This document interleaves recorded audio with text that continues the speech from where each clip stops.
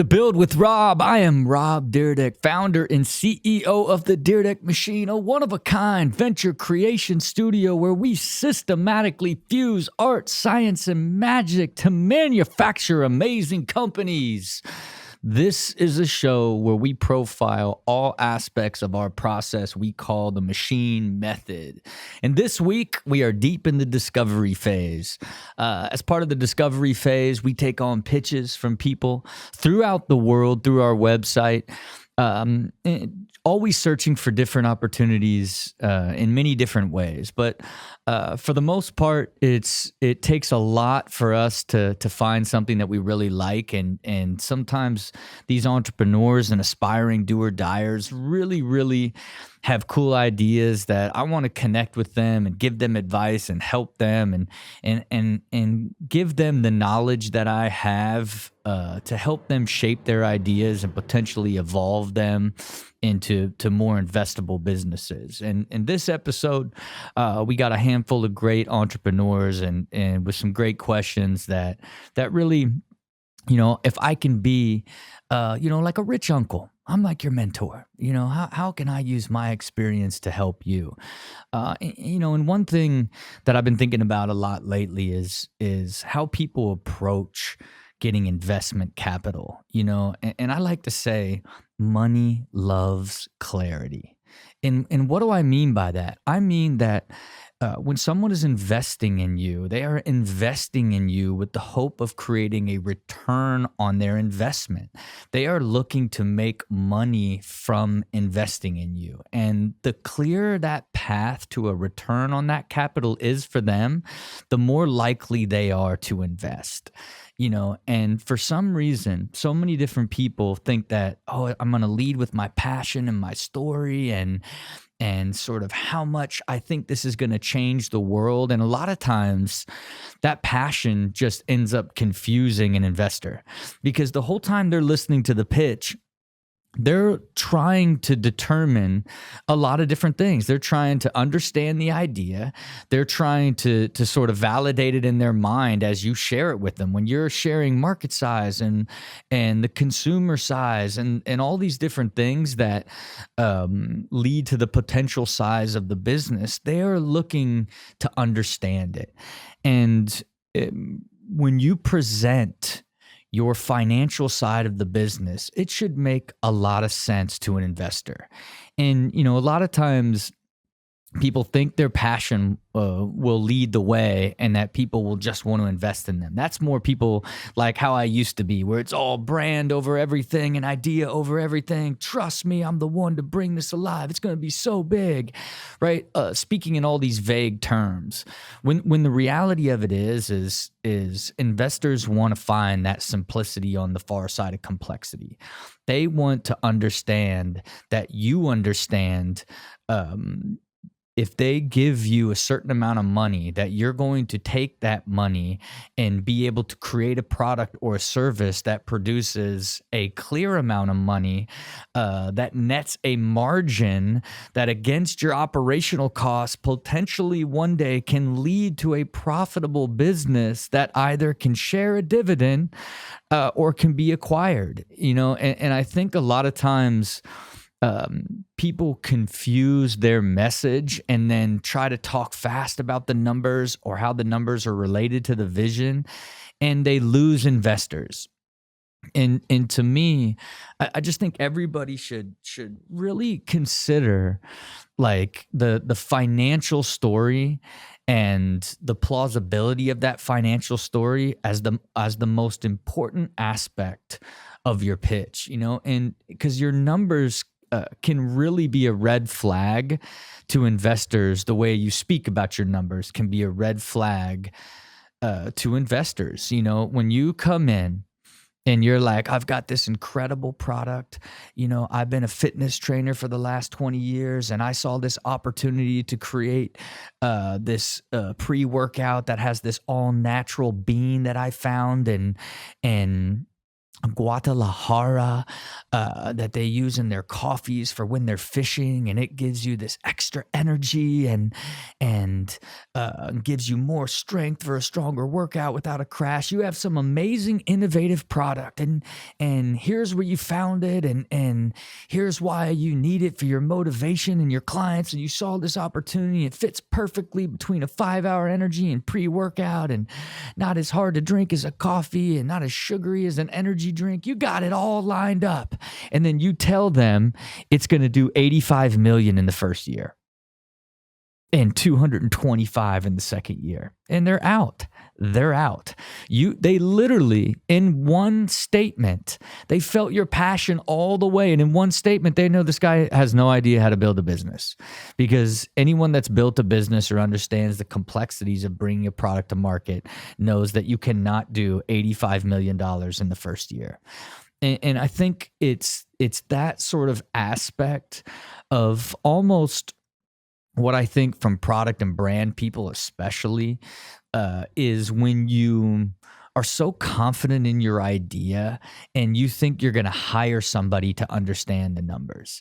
And it just will never work like that. You ultimately have got to be able to get to the point where you share a very concise financial opportunity to an investor, and your passion and your innovation and your relationship with the market and all of these other aspects of your product are going to be the reason why the financial story that you're building and sharing is going to work.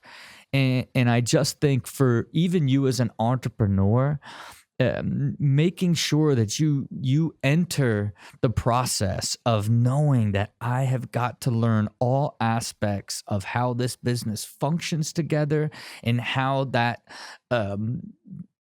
aspect of functionality relates to the financial viability of this business, so that you can ultimately talk about all aspects of your business in total confidence in a super simple way. Because when you can really easily tell an investor that here's the opportunity, here's why we believe it has a unique value proposition and why it's white space, here's who it's for, this is how many people we think we can sell it to, this is where we're going to sell it, this is how much we're going to sell it for, this is how we're going to market it, and believe this is the cost structure behind operating the business. And together, if we can just open with 100 stores and 100 core customers online and slowly grow, we can get to a $10 million business in year 3 with a 15% EBITDA. It's when you can just talk through the entire pathway in a concise, simple way, that's when you're going to have an investor get excited and be willing to invest in you, because you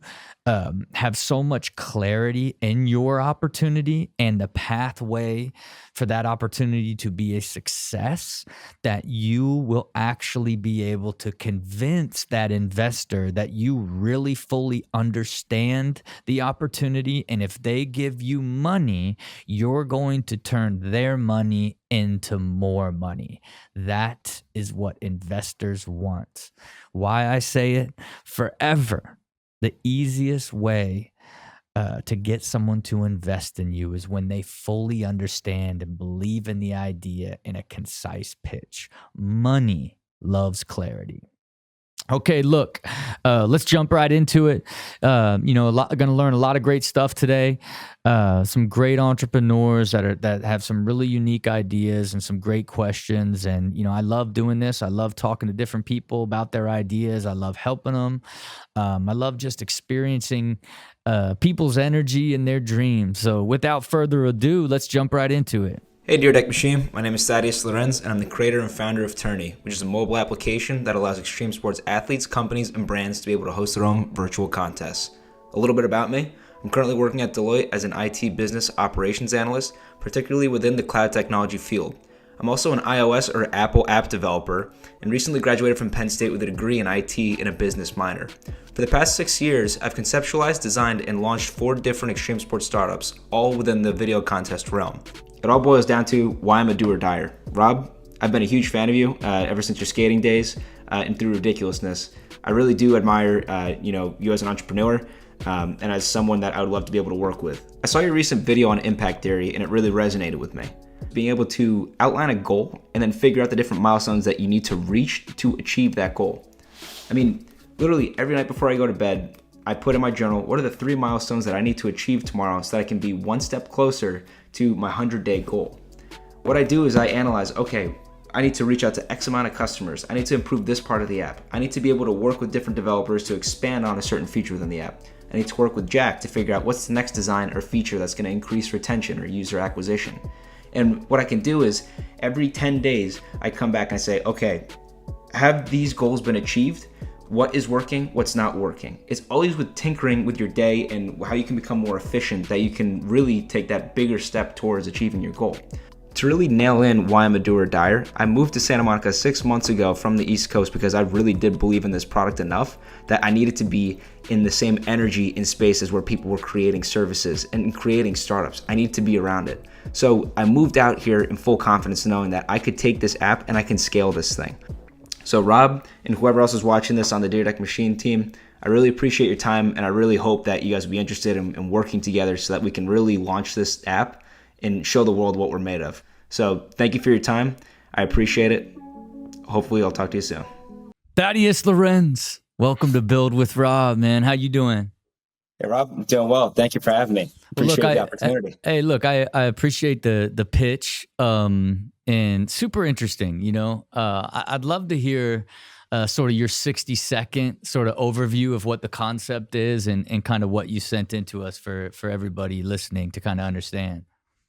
Sure. Yeah. So Tourney, it's a mobile app that allows extreme sports athletes and companies to host their own virtual contests. One of the biggest problems we noticed was that video contests that are out there right now, they're really long and they can be boring, like 2-minute long submissions and such. But we wanted to create a platform that allowed people to connect from literally anywhere in the world, whenever, to compete against each other and allow the public to vote on their favorite submissions and to kind of just keep the competition going. And then, what is your background now? Now, did you develop the app yourself? Like you're a programmer? Yeah. So I started it off and built like the MVP, like all like the base code and everything like that. And I'd gone to Jamie Bestwick. I went to Penn State and had heard that Jamie was interested in sort of like technology and stuff. So I built the app and went to him and from there just kind of scaled it and worked with other programmers to get it to where it is today. Okay, look, so you got some questions for me. I'd love to kind of hear because I think from these questions that you have, they're probably a lot to do with the dreaded and difficult idea of user base, right? And getting people on the platform. So, hit me with some of your thoughts and your questions as it relates to that. Sure. So going back to one of your podcasts where we were talking about SLS and the beginning days, I just kind of wanted to know in more detail about how you got that initial audience and how you were able to get a fan base that really appealed to investors and saw there was some kind of movement going.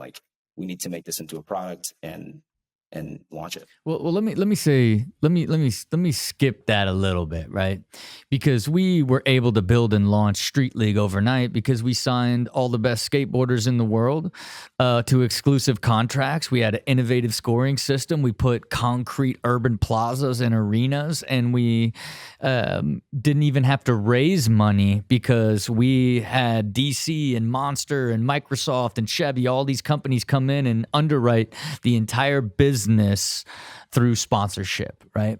Now, that's a serial entrepreneur, that's a professional skateboarder and media celebrity that was able to, and a sales guy and a vision, right? That was really able to do it. But you had this big sort of unfair advantage one after another. That's why it was so I wouldn't say easy, but why it was much smoother for someone like me to execute, right? But something much more applicable is when we launched our SVOD, right? So we decided, after this Fox deals and these ESPN deals that and to our dismay, how small the actual audience is for competitive professional skateboarding, that we knew that there wasn't a huge opportunity to scale in the traditional way of, eventually getting such a large mainstream audience and driving television rights money and getting bigger and bigger sponsorship dollars. We knew that we had basically hit a ceiling, and that ceiling was small. Very small. And so it was like, okay, we need to launch this SVOD, right? So here we are. We built an entire app, an entire program with all this original content. We go from shooting four contests a year that are, a day's worth of content, to where we're going to be delivering, 100 different events in a year and all this different content. And we figured it's the same model. We know, at the time we were getting 300,000 live viewers of every one of our events. We knew that, boy, that's our target right there, clear as day. Wow. So now we bring this SVOD, we make them pay a subscription. We have the same model as the professional skateboarding league. We got the best in the world doing the hardest tricks live on an app. We should be able to convert a huge portion of that audience and be the massive business. And we raised a ton of money. We raised a ton of money off that story. So now it went from okay, they built this professional skateboard league. Now they have this vision. They're transitioning to a media company.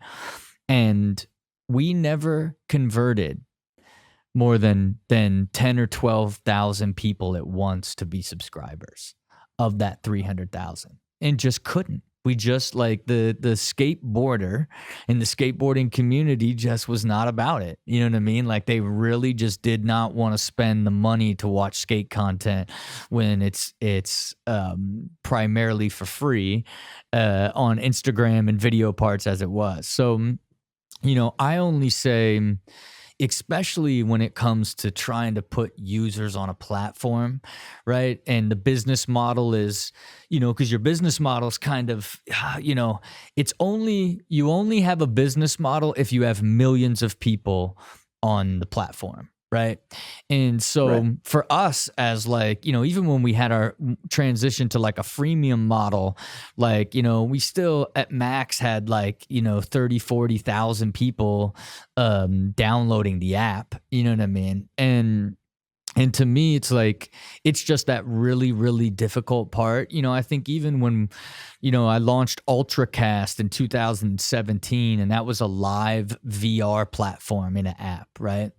And 360 video and VR. And we set cameras up all over the world.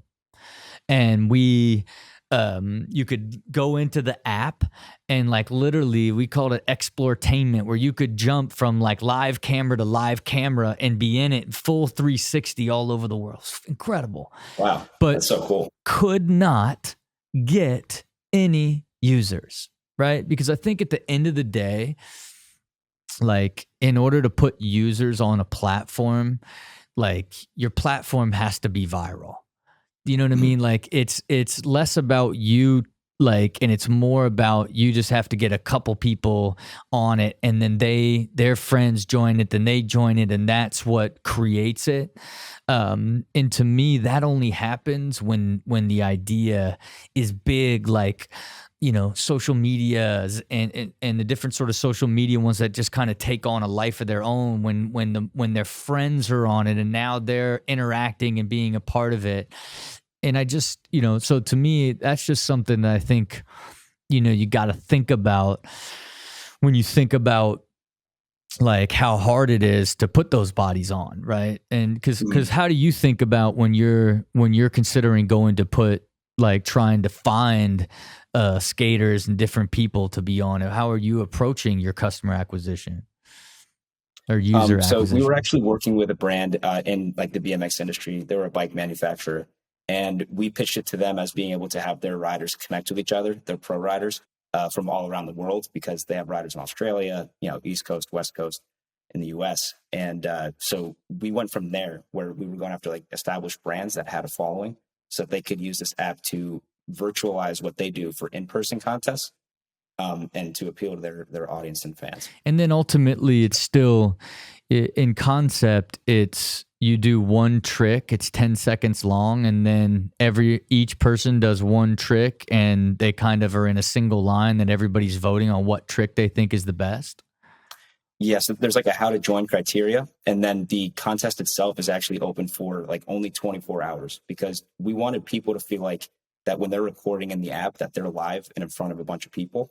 And it's not like the typical like video contest where you get to edit things down. Like it's like you have one shot, you get to attempt, and you have a judge whoever has the best trick. And then who's judging it? So you can assign that in the app. We just had one where Jamie was a judge, and his vote like overrides everybody else's vote. But the public, I mean, we still enable them to like vote on who they think did it the best. And it doesn't have to just be a trick. It can be whatever game or whatever criteria you want in the criteria video, and then everybody just follows suit. Yeah. Yeah. And look, I think it's interesting, but I think you jam yourself by trying to make it feel live too. You know what I mean? Really? Like you want to, it makes all these sort of barriers to entry to scale the user base is like where it gets more and more difficult, rather than it being the same concept. If it was, hey, we're having a backflip contest on BMX, and like put up your best backflip, and then the user going to vote, and after a week, you know, it goes to the highest, then here's the winner, right? So now then anybody could go out and do a crazy backflip and upload it and be a part of it, like, you know, just in a sense of like letting the very best, and especially in this world of TikTok, where it is this single trick based idea, right? Where, and then like anyone can participate, and you could do a terrible backflip and get no votes, but you go out and do like a crazy one across like, you know, a canyon, then people are like, like, you know, the cream will always rise to the top, right? When you have, then it becomes a, you know, people want to put their one-off tricks on the app to get the shine and see if they rise to the top and see the different challenges. And then people want to see all of them and vote to be like, oh, that one's crazy. Oh, that's interesting, right? Like, is just when I think about how to streamline sort of the value proposition as something that sits next to a TikTok, a reel, but has a sort of more value in its own reason to have a platform, because it's sort of challenged based, vote based winners, where the very best rise to the top, you know, is just when I think about what would be a less friction sort of aspect of the opportunity. Because when you look at like, what's the value proposition to the athletes or to the companies when you look at the app? Like, why would athletes want to be a part of the app? Sure. Yeah. So, I mean, it's more of just improving on like the current like video contest system, in the sense that, you know, it's more of a popularity contest out right now. So we are changing the game in which you can assign a human judge, and people can see, okay, if it's a pro rider that's judging it, you know, their vote overrides everybody else's vote, and it kind of makes it feel like more realistic. And it's also just the ability to be able to clip and record a video very quickly and upload into the app. We just focused on doing one thing like well, and stuck to that. We didn't do like any like bells and whistles or anything like that. We just stuck with like the recording and uploading. Yeah, look, I mean, I'm you know, I think there's something really interesting there in concept, right? Like, but I think by trying to make it authentic to the sport, as opposed to sort of more broad by nature and more user generated content, along with user generated voting, like it will, you just jam it into pockets, right? Because at the end of the day, and niches, right? Like where it's like you're now like all the users can't kind of participate in everything. It'll be like the BMX guys were like, oh, like I'll see the BMX contest, right? It just ends up like getting smaller and smaller and smaller, versus if you created a concept that was, essentially when I think about it, it's like, the cream rises to the top, right? The very best. And it could be literally anything. It could be best prom proposal, best dad joke, like, best ledge trick, like you could end up best pool trick shot, best basketball trick shot, best dunk. Like if you, best 360 windmill, like dunk, like you could just, and the beauty of if you built the system like that, where it was essentially like come up with the best challenges, and the best challenges would then go viral, right? And then people would want to participate in them. Then people would want to vote on them. Then the very highest quality of content would rise to the top. And then the heroes would be those that win, right? Just in the sense of where I see the potential in the idea that you have. But I think like making it about sports and authentic voting and it just slowly becomes almost impossible to ever get people onto the platform, right? Because the pace of interacting with it will be so long between getting competitions, and not saying that it won't work. You know what I mean? I don't like to see a vision for another idea and somebody's idea and tell them their idea won't work. I just think there's a lot of potential in sort of that concept of what you've created, of almost like gamifying TikTok level competitions, is where something it feels big and has scale for everybody, What does that make you think like when I take your idea and take it that far in no man's land? No, I mean, I like that. Any sort of new idea, I'm always open to just testing it out. I mean, that's kind of the beauty of being in the beginning stages, is it gives us the ability to do that. Now, okay, look, if you're open to it, right? Like when I had initially, wanted to have you on here and just kind of give you a chance to like, talk about different ideas and questions, and I saw that your questions were really skate-based, like user concepts. And I know how incredibly difficult that is. But as you really got me with like this idea of making it these 10-second videos. And then it really locked in on like, man, what if it was just trick based right now? And then it was like, oh, wow, what if the trick goes beyond to like joke, pickup line, like, like there's all these different things. And then you became stars of who would make the funniest ones because they would get voted on and rise to the top. Very similar to like what happens in the TikToks and Instagram and different social medias, when you're just a regular content creator and your style allows you as a creator to go viral and get a following and create scale for you, right? And I think that's the beauty of social media. And I think that you have potentially an idea inside here that goes a step beyond Turney, So if you're open to it, I would be open to sort of exploring potentially developing that together, and spending the time to kind of look at like what that may look like. I have steered pretty clear from the app space, but I'm because of how difficult it is to get users on there. But I do think like there's just something super interesting about trying to create this in this general way that I've laid it out. And if you're open to it, I would love to potentially take some time to just sort of get to know you a little bit better and look at some constructs and look at like, hey, how could we potentially get to maybe an MVP, or at least like some sort of quickly be able to see like, how does this feel, and does this feel like something that has the potential, with the right amount of marketing awareness behind it, that the content itself would be seamless enough to go viral unto itself, because all the value in the app game is the user.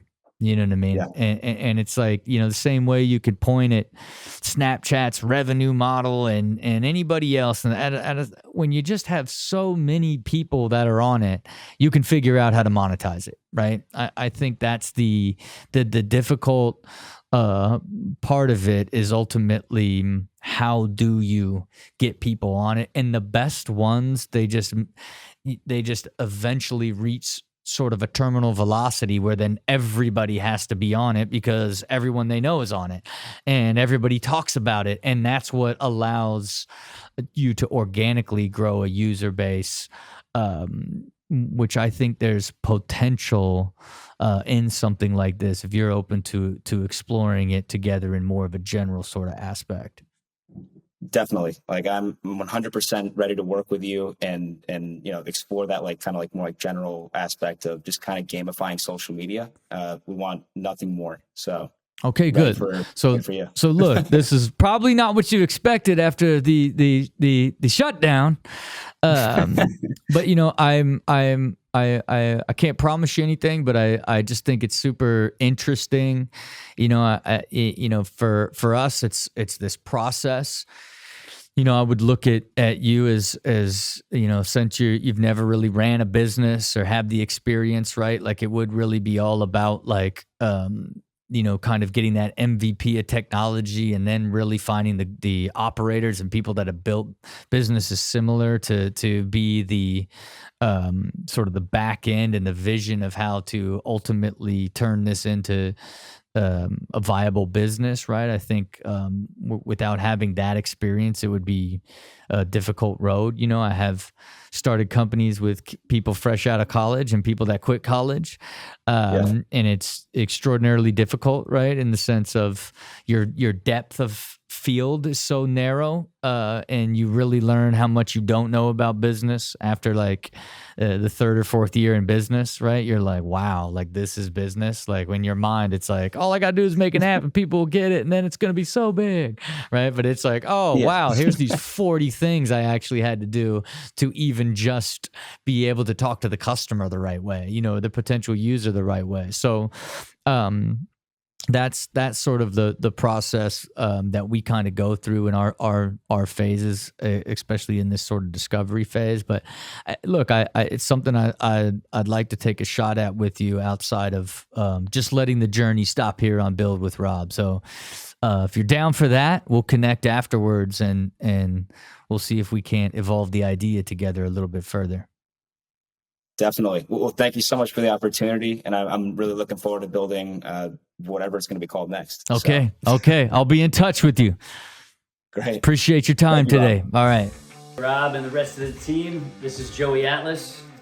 I just finished a training session here at home on the Sculpt to Fit home gym system that I designed maybe about 15 years ago, back when I had no money, just a vision and a reason for progressing my fitness and that of my clients in a different way.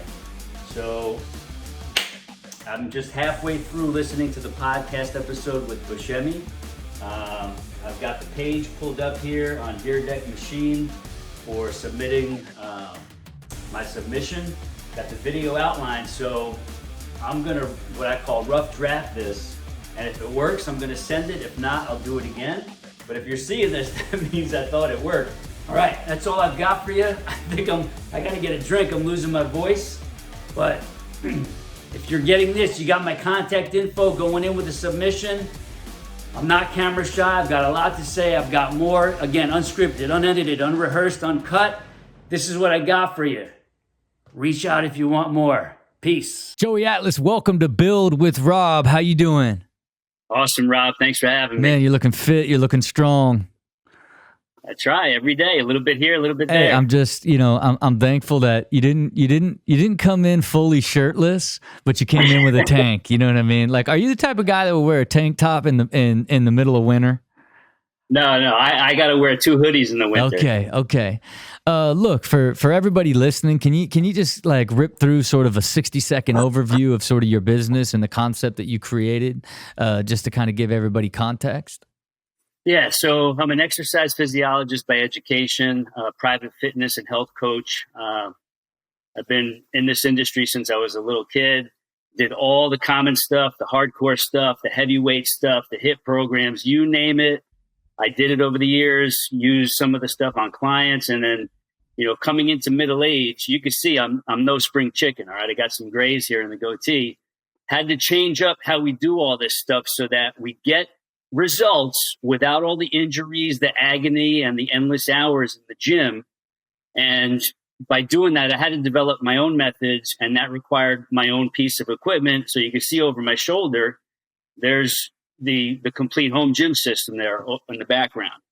And that's really the short version of the evolution of this story. Yeah, and look, you got to know, I'm someone that is deeply obsessed with his biomechanics. I am not someone that is worried about being ripped and looking great. I am someone that is worried about the relationship between his muscular structure and his skeletal structure, because that affects your neurology, your fascia, all of your nerves, all aspects of your functionality, both internally and externally. I'm also someone that has gotten full blood work done once a year for the last 9 years, right? Well and done. to me, I really believe that the holistic approach to the complete functionality, I'm talking from your big toe to your quadratus lumborum, up to your upper trapeze, to your pec minor, all the way up to your head. It's all interrelated, and how your body ultimately functions structurally will dictate how your body even deals with inflammation, digestion, all of these things that ultimately end up affecting how you feel from an energetic standpoint, right? So, and how you end up living your life, the quality of your life. Yeah, and look, and I just want to tell you another thing, because I think you're blessed that you did have a father, that was into physical fitness in the 70s, as you say, before, I certainly didn't have that as an influence or an upbringing. And for me, to give you an idea, I gamify my discipline. So every day I track, did I get up at 5? Did I brain train? Did I get in the gym? Did I have a clean diet? Did I meditate? Did I not drink? Right. And so far this year, I would say of the entire year, I've done all those probably on average about 87%, right? So I'm extraordinarily disciplined. And part of that is going into a home gym every single day. And every single day I go into that gym and my 3 and 4-year-old, and I say, I got to get in the gym. Why? They're like, because you only got one body and you got to take care of it. Right. And just seeing you as a product of what your father instilled and how important it is, and kind of seeing what you've evolved into it as a passion, and ultimately why and how you want to help people, I just really admire and connect with, right? So I know you had some questions about that in the video, but I thought I would give it to you in a more extreme depth, because look, I even developed a technique using PDTR and NKT, neurokinetic therapy, that allows you to track dysfunctional muscle firing patterns and correct them, and that's been a journey unto itself, that even developing a system that has zero compensation whatsoever that I can quantifiably test. I got too deep, Joey. I got too deep. I'd love to kind of hear, it's not, despite this passion, it's still, the product and the concept, at first, a $3,000 home gym that's really still based off of your personal training, and walking somebody through using it. It's a problematic business for us from how we look at it. You know what I mean? So I'd just be curious at like some of the questions you have or thoughts that as you're trying to build it, some insight I could help you with. Yeah. So first, thank you for allowing the opportunity for submitting the pitch in the first place. That was fun to do. And I figured this big piece of equipment at this price point might not fit, the model. I have a few other ideas though that I'm going to present to you in the future. So for this, the question is, as I move it forward, we got several big platforms out there, of course, but knowing that the demographic is mostly middle age and beyond, if there was one platform to focus on in terms of reaching that audience and presenting them with certain content, what platform do you think that would or should be? And what type of content do you feel would be worthy of utilizing as paid content to get in front of the right people, which are my ultimate, best buyers? Yeah. And look, I think it's I think like simply it is testimonial content, right? And it is testimonial. It is dropping this off at a bunch of people's houses and letting them go through the cycle and getting the results and sharing the results, and that being part of the what you cut down and use to share. And I think so here ends up being the barrier, right? Like you'd like to compare yourself to Peloton, but essentially Peloton just scaled the spin class into your house, right? Extraordinarily expensive, incredibly difficult, but it is like having a spin instructor with you, right? So I think that's a difficult business model versus like is there like a group training program that like for everybody that has the machine, then you can do a live session that they can do on their computer in their living room type of thing.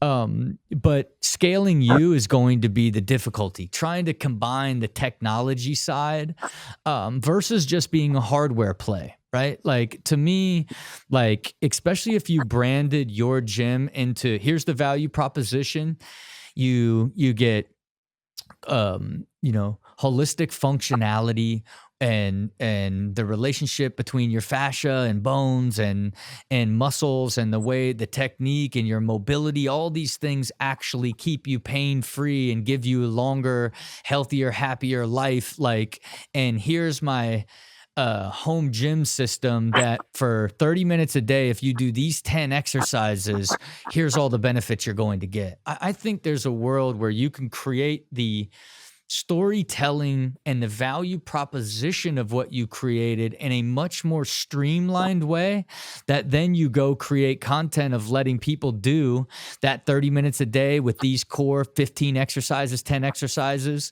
and pull you out of being the trainer. Right, because right now you've kind of like you've put it in the middle, which you're not scalable, right? And even if you do try to go to a tech side of scaling, sort of live training sessions and all this, you probably know how difficult that is from a customer acquisition standpoint, right? So it's like even though I know that it seems from that you've found some success. If you're spending 7 G's and making 20 on it, that's pretty good ROAS, as we like to say in the business, return on ad spend. But that when I think about how to create something of value, like it's making the like clarity on what it delivers for you, what the output is, why it's different, and how easy it is to do in this space. Yeah, like, and then it's hardware versus software and subscription.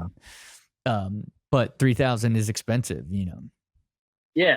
I mean, so I've already sold 50 of them. I've got 50 people in the world with one of those units now, one of those systems, already getting testimonial videos.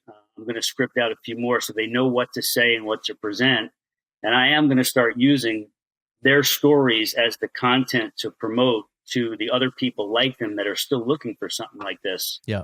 The typical buyers, they basically got rid of their Bowflexes or their Total Gyms, and a bunch of them have Pelotons. They said, Peloton is great for our cardio, but we needed this thing for all the other aspects of fitness because cardio is only one element, one ingredient. We needed the strength. We needed the metabolism boosting. We needed the bone density building. We need the mobility.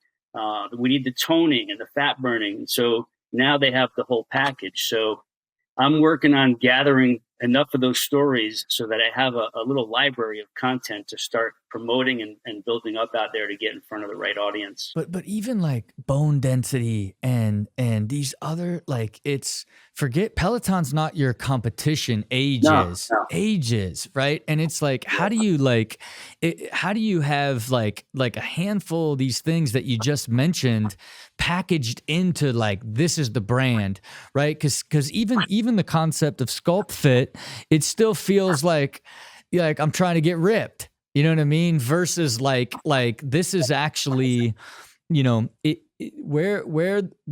what's most valuable about what you're creating is you're saying, here's the 5 things that basically happens to you as you age. This machine is going to help prevent those from happening. And in turn, you're going to live a higher quality of life because of it. And it's like, the clearer you can define that and tie it back to the machine, then it's just your demographic talking to each other.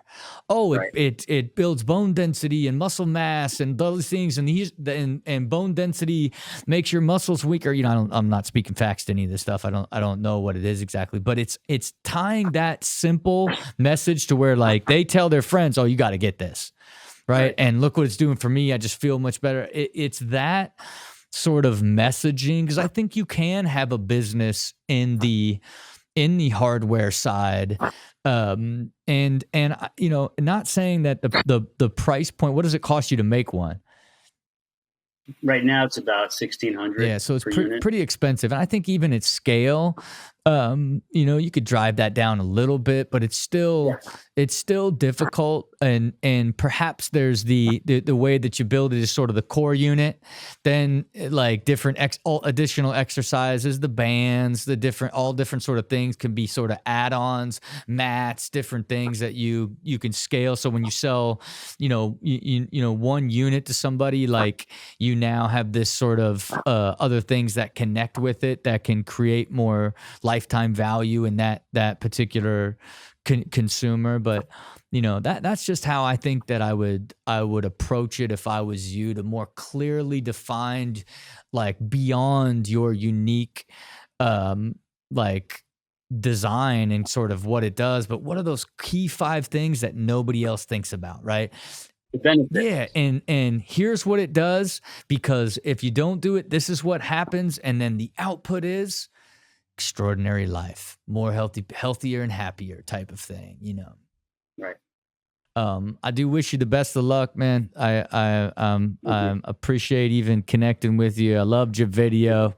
Thank you. You know, you're inspiring, and look, health is wealth, you know, and just know that your boy Rob is very dedicated to making sure that he is functioning both inside and out, man. I got you. If you ever need extra help, you know where to reach me. And I've got some healthy snack ideas I'm going to be pitching to you guys. All right, I look forward to seeing it.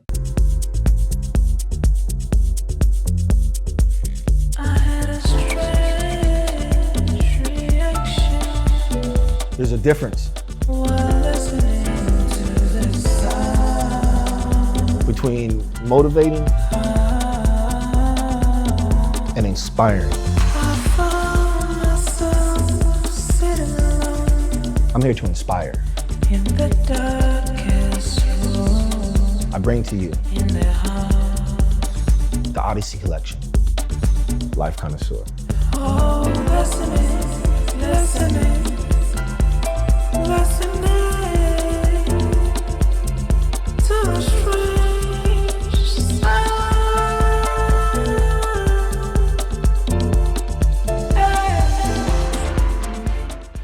Spencer Galbraith, welcome to Build with Rob. How you doing?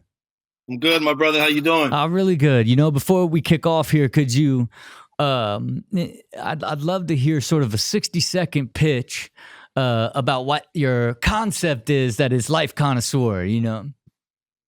I mean, the quick pitch is, you know, for me, Life Connoisseur is all about the connoisseurs of life. You know, people are wine, food, cigars, golfing. So it's really just embracing that thing that you like to do, that you're good at, that is natural, and it's just you. It's authentic. It's not something that you're trying to do or not do. You're just a connoisseur of whatever it is that you love. So if you're a foodie or a cigar connoisseur, you're a connoisseur. So you know your cigars, you know your wine. So for me, coming up with it is just simple. Less is more. You're a connoisseur of life connoisseur. Okay, look, less is more with my guy here. You know what I mean? This man sent me a 55-second video of smoking cigars and just like, I'm not here to motivate. I am here to inspire. And it's like, I was inspired. This man, it was a 55-second video. I'm not even sure what the business was. I just assumed, I guess it's like a clothing business. But it was like, man, I really was like, tell me more. What is a life? Because I connected with it, right? I connected with the idea of like, man, like you are your own version of life connoisseur based off of what you actually enjoy and love, right? Like I actually like in 55 seconds of you smoking cigars and not telling me a single thing about business, I was like, man, this is interesting, right? Because I really looked at you as like, man, this is, if you're going to make this and send this to me, like you ultimately should be the vehicle of content. And you should be that, all that content should be inspiring and like, you know, be a connoisseur of life and hear, like, I just picture almost the same music, all these different things, and you just firing off like inspirational quotes to people to be like, yeah. But at the end of the day, like what's your business? You know what I mean? Like, how do you anticipate building something that, and where does the revenue come from primarily as you see it? Yeah, I mean, the focus with the clothing brand, it's a clothing brand. Yeah. So it's just day by day organic. You know, it's not one of my main things. You know, as you know, being an entrepreneur, you wear many hats, you got your hands in different projects. So this was kind of a baby project that I've been kicking around for the last 3 or 4 years. And during COVID, that's when I said, you know what, man, screw it. Put my own money into it and just do it and put it out there, see what happens. Yeah. So really the focus is crew necks, hoodies with no drawstring. So that's mainly the motto and the focus of the line, which is kind of modeled after me and what I wear daily. T-shirts, hoodies, fresh shoes, and go. You know, don't get caught up in too much of, oh, I got to wear this and wear that and tuck my shirt in. No, let's keep it less is more. So it goes back to that approach. And so then where did you go out and print a bunch of stuff? You sell it online? Like, where do you sell it right now? Yeah, it's online right now. I have a fulfillment team based in Orange County that handles all the fulfillment. As far as when they order, it goes out. I pay for shelving space. So it's like, you know, getting my feet into this fashion world. You know, my background is music marketing. So I got into this just as a little fun thing to do. I like fashion. Everybody likes fashion. But I'm like, let me do something a little different, which is, you know, the organic cotton material, whereas it feels different, the texture. And so far the response has been good. People love it. Yeah, and so what do you got for me? What are your questions on how can I give you some insight from a man that's been all over the clothing game? First question: when you're looking to secure funding, is it best to go after the hedge funds or try to do it private? Yeah, look, I think for something like this, it's always like high net worth individuals, right? Like you want to convince somebody that you have something special that's beyond just a return on their investment, right? The higher up the sophistication goes into sort of the capital world, beyond high net worth individuals or family and friends type of vibe, like it just gets they are going to get a lot tighter as it relates to what they need to see from a potential return on investment. But it is why everybody invests, right? At the end of the day, they want to look at you and be like, okay, here's your concept. Then they want to see how that concept turns into revenue and how that revenue turns into profitability and how that profitability either turns into value where someone would buy this clothing company or they could split a dividend based off of the company being private company, right? So, you know, look, private and profitable. So to me, I think you're going to want to create a unique story with content. I think you be the hero of this and be like, it's going to be about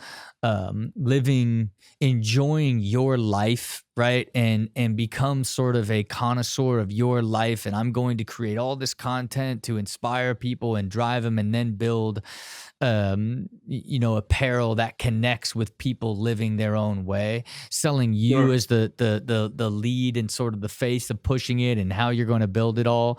And then I think you got to either like come up with a target audience and how you're going to do online advertising and digital marketing to try to convert them to being a part of that community, or influencer. You have people in the music industry or other relationships that you can get connected to have them push it, because at the end of the day, whoever it is, they're just going to want to see this much more clear path of how they're going to get some sort of return on their investment. But I think you always are going to want to go for private money, Sure. Well, thank you. That's why I'm here, from one entrepreneur to the next, to really dive a little deeper into it to see which route or navigation would be the best, instead of just wasting money or throwing money until I get to that step with these guys. Second question.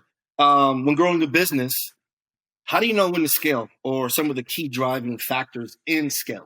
Yeah, I mean, look, I'm like when you're growing a business, there's sort of this, we call it product market fit, where, you're trying to figure out the consumer and do they like the hit on the chest, or do they like it all across it? Do they like the no hoodie with no strings, or do they like the crew neck? Do they like hats? Do they like, like you end up being, and then like, oh, I thought my demo was going to be 18 to 25-year-old males, but it actually is like 28 to 35-year-old females. Like they love, like you shape your way into understanding who the consumer is, and now you're getting that consistency, and it becomes clear how you can scale it. Then you're like, okay, I've got this many consumers that are this person that are buying this much. If I now add now cut and sew, button ups and do new era hats, whatever. Now I'm going to scale horizontally. And then it's like, okay, if I spend that money on bigger influencers and somebody that can get me a ton of earned media, then I can scale that way. Or, you go to a local retailer and now you're scaling into retail. I think it is ultimately dictated by how soon you fully understand who your consumer is, what they like to buy the most, and how much they'll pay for it, right? I think all of those things kind of form as you've launched a business, and then it's clear kind of where you can scale, and then you go for it, And, look, I think it's possible, man. The life connoisseur, I think you lean into yourself, man. I got to tell you, so it's one of the best pitch videos we've gotten. It is literally just a man and his cigars living life to the fullest for 55 seconds. So again, I mean, that's what it's about sometimes. Hey, simplicity, man. It worked, man, and we're here. So look, I wish you the absolute best of luck with it, and hopefully people listen to this and see this and they connect with it the same way I did and go pick up some t-shirts. For sure. I got to get you some too. I'll reach out to your team and get you some stuff. All right. Look forward to it, man. All the best. Definitely. Be good. Thank you so much, All man. right, be good. All right. There you have it, man. A lot of amazing, aspiring do-or-diers. Man, I enjoy it every single time. Always unexpected and interesting. I love connecting with fellow entrepreneurs and just ideating, sharing insight, man. It's just something that I just absolutely love to do. Okay, that is it for the show. As always, you subscribe to us on YouTube /Dyrdek Machine. Of course, follow us wherever you are listening to this podcast.